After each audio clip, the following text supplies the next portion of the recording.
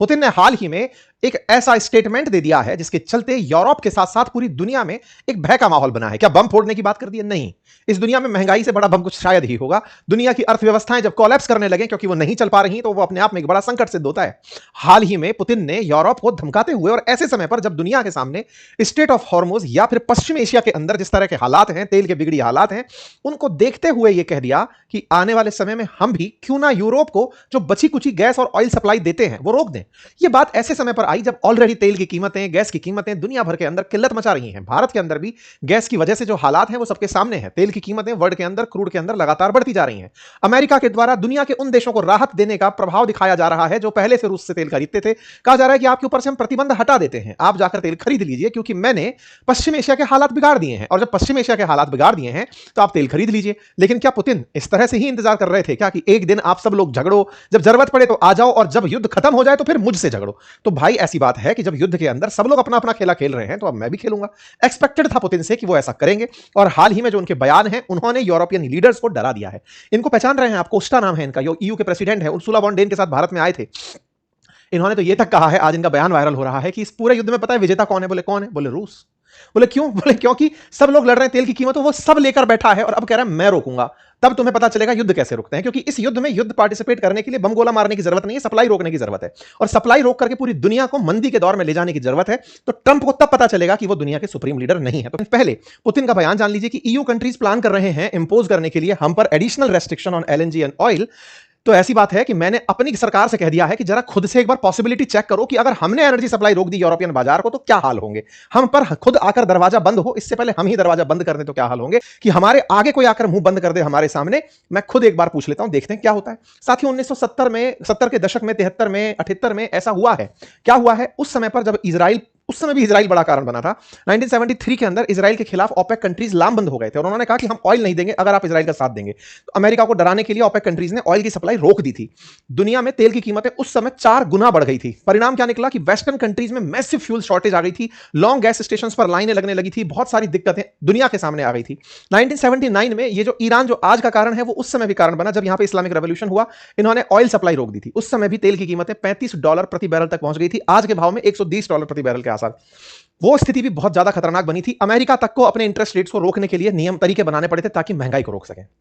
1990s में भी जब इराक ने कुवैत पर चढ़ाई कर दी थी, ऐसे ही हालात बने थे। भारत की अर्थव्यवस्था पर गहरा असर पड़ा था, सोना गिरवी रखने तक की स्थितियों को आपने न्यूज में सुना था। ठीक है, अभी जो हालात हो रखे हैं पश्चिम एशिया में, जिसमें फिर से यही ईरान है, यही इजराइल है, और इस बार किसी ने प्रोडक्शन रोका नहीं, प्रोडक्शन करने नहीं दिया जा रहा है। उठा उठाकर गोला इनकी रिफाइनरीज पर ये मार दे रहे हैं, इजराइल ईरान पर मार दे रहा है, दुनिया को तेल की सप्लाई और गैस की सप्लाई बाधित हो रही है, सब तरफ दिक्कतें हैं, ये सब झगड़ रहे हैं। इसी बीच में पुतिन को याद आता है यूरोपियन यूनियन कि तुम तो वही हो ना जो रशिया यूक्रेन के चलते तुमने पहले हमसे जो इतना तेल गैस खरीदते थे, तुम्हारी जरूरत का तुम सबसे ज्यादा 25% तक हमसे खरीदते थे, ऑयल 56% तक, मतलब ये ऑयल और गैस हमसे तुम खरीदा करते थे।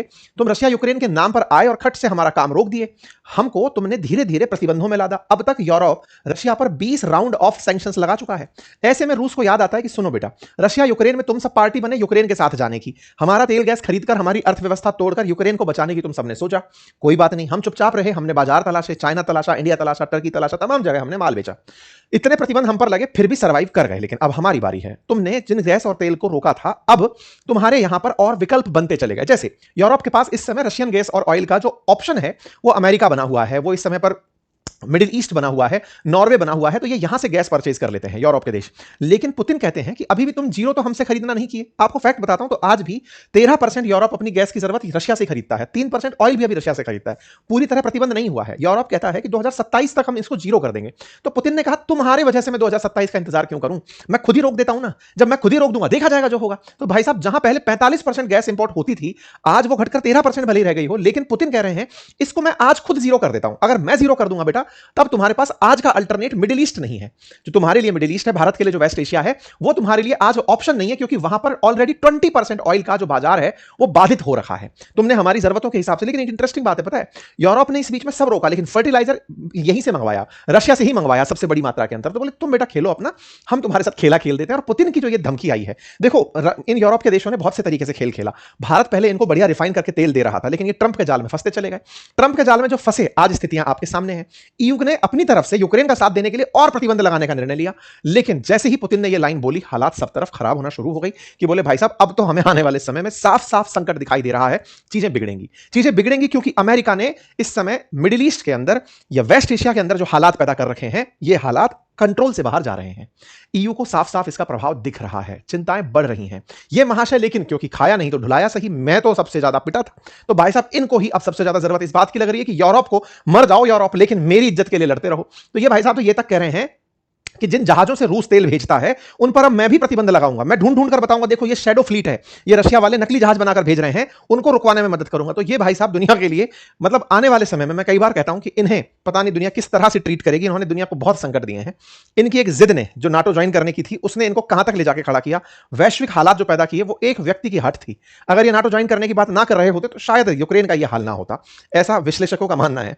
फाइनली ये नाटो से हटने की जिद भी कर मतलब मान भी गए कि नाटो ज्वाइन नहीं करेंगे। अब उनका इतना निवेश हो चुका है कि हम पीछे नहीं हटेंगे। तो दुनिया में जो हालात हैं वो अब आपके सामने। खैर, इस बीच में एक बड़ा खेल हुआ है और वो खेल हुआ है हंगरी की तरफ से। हंगरी के जो राष्ट्राध्यक्ष हैं ऑर्बन विक्टर, उन्होंने यूरोपियन यूनियन के देशों को कहा है कि सुनो भाई, तुम लोग यूक्रेन के चक्कर में मत आओ। पहले ही हमारे पास जो ऑयल पाइपलाइन आती थी, असल में क्या रशिया से यूक्रेन से जस्ट दक्षिण के अंदर है हंगरी, तो यूक्रेन से होते हुए एक पाइपलाइन आती थी जो यूक्रेन से निकलते हुए होती रशिया से थी, यूक्रेन से पास होती थी और जाती थी कहां पर, हंगरी में।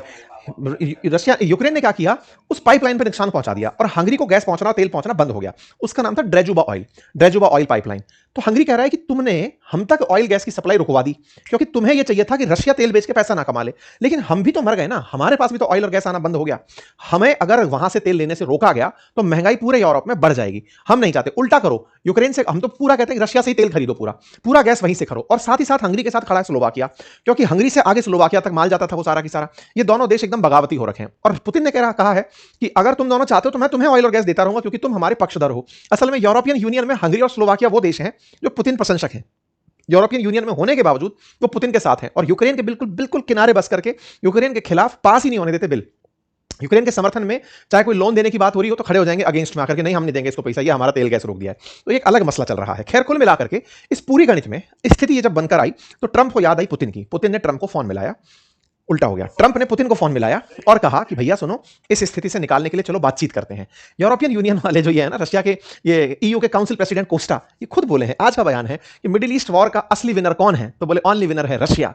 क्यों? क्योंकि हम सब तो वहां झगड़ाई देख रहे थे, ये बोल दिए कि अब मैं रोकूंगा तब तुम्हें पता चलेगा। मजेदार हो गया है मंच। पुतिन ट्रंप जो है वो पुतिन से बातचीत किए, G7 मीटिंग बुलाए ताकि दुनिया के अंदर तेल की अवेलेबिलिटी बनी रहे। जब पुतिन से बातचीत हुई तो बोले भाई यूक्रेन वार को लेकर क्या अपडेट है वो बताओ, और आप बताओ वेस्ट एशिया को लेकर आप क्या सोचते हो। तो पुतिन ने अपनी राय इनके सामने रखी। लेकिन अब पुतिन उस टेबल पर आकर बैठ गए हैं जहां अब तक लोग ये समझ रहे थे कि पुतिन युद्ध में वेपन से शामिल नहीं हो रहे, उन्हें आर्थिक वेपन पता था कि कहां से इनकी गर्दन पकड़ी जा सकती है, ये सब अपने आप रुक जाएंगे। ईरान को भी यही समझाया जा रहा था कि बस तुम सप्लाई बाधित कर दो, अपने आप ये सब लोग हट जाएंगे। इधर ईरान सप्लाई कंट्रोल कर रहा है, उधर रशिया धमकाने लग रहा है। ऑटोमेटिक अब राह बनती जा रही है कि युद्ध को रोका जाए, अदरवाइज वैश्विक अर्थव्यवस्था कोलैप्स कर जाएगी। खेला बड़े लेवल पर चल रहा है। आप पूछेंगे बाजार को इससे क्या असर पड़ सकता है? बाजार को सीधा असर है।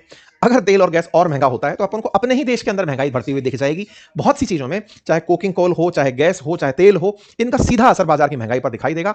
वैश्विक मंदी की तरफ इशारे होते हैं अगर ये लंबे समय तक चलना शुरू हो जाती है तो। ठीक है, फिलहाल के लिए इतना ही। लेकिन हाँ, इस तरह से अगर ये सख्ती करते हुए पुतिन चले जाते हैं तो शायद युद्ध जल्दी रुक जाएगा और स्थितियां सामान्य हो जाएंगी। बाकी आप लोग इस विषय को कैसे लेते हैं जरूर कमेंट बॉक्स में बताइए। चैनल पर नए हैं तो सब्सक्राइब कर लीजिए। फिलहाल के लिए इतना ही। अपना ख्याल रखिए। बहुत बहुत धन्यवाद।